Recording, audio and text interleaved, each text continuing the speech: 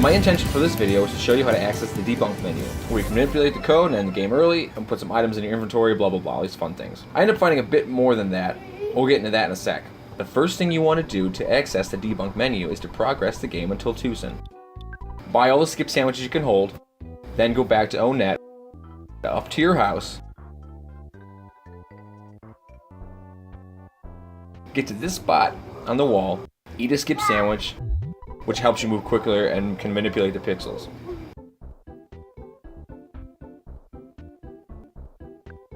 Boom! After a couple attempts, I got through and was pumped. Check out this area you get to see over and over again. I finally get to walk in. Surprised that there's so much surface here. Okay, once you're done wandering, head over to the furthest corner. The route I turned out ended up being a harder, more erratic way of accessing the debug menu. There are easier ways, but I'll link that in the description. So finally I got some reaction out of the glitching area. The game tries to access a bunch of random code to pull up the menu, but if you don't do the steps properly, then it crashes. Happened a few times. Then it crashes and brings up this like star storm sound effect. So I run through it again and again and get the same thing. Apparently there are multiple things that can occur. So this is where it gets exciting. The game kind of crashed and I reloaded it, but like the save sets were messed up. Anyway, so this time I reset the game and I loaded a save spot that loads Ness at level 50 to start the game. I'll link that file in the description too to check out. It's as easy as dropping a file into your emulated folder and then accessing it.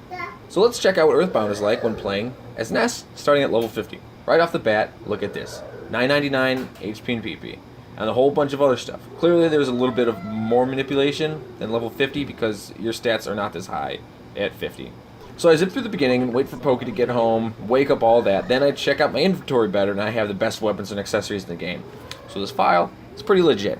It takes a battle dynamic out of the game essentially because you can just progress and don't have to worry about grinding or all that fun stuff. I loaded all the things up and head out, but the game code is kind of triggered to have Pokey leaves once you have the cracked bat.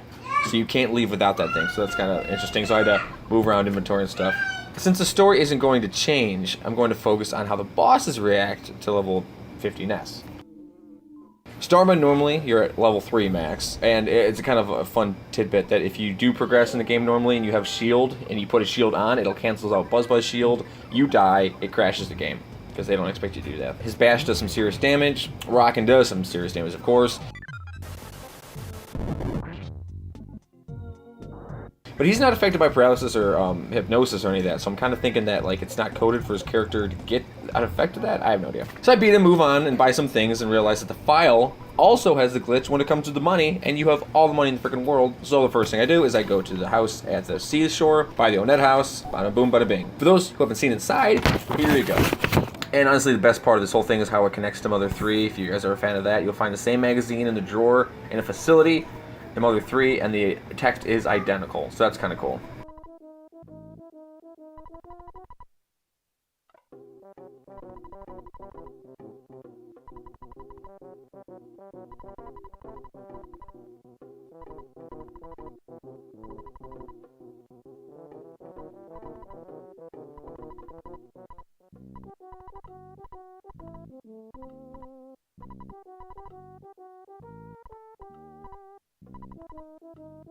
Okay, moving on. So head over to Frank's place, we'll see what he can handle. He is unaffected by hypnosis paralysis as well, so maybe his sprite is programmed to do about the same thing.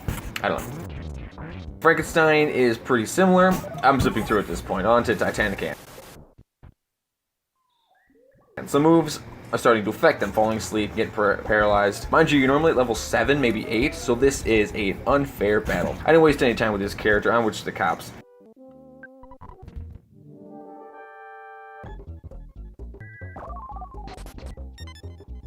Captain Battle is cake, of course, and then you go to Tucson and finally over to Everdread. Push over, as expected.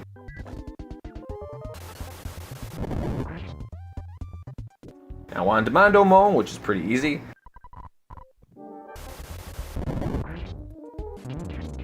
And then you save Paula, get the Franklin badge, fight the painter, and nothing special with these battles. It's you're tearing through.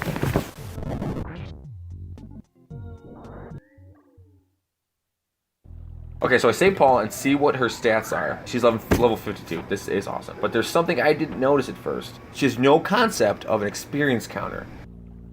So I get into a fight with a crow, which gives you 1 experience point. And since she doesn't know what the limits are, so it just levels all the way up to level 99. And that's that.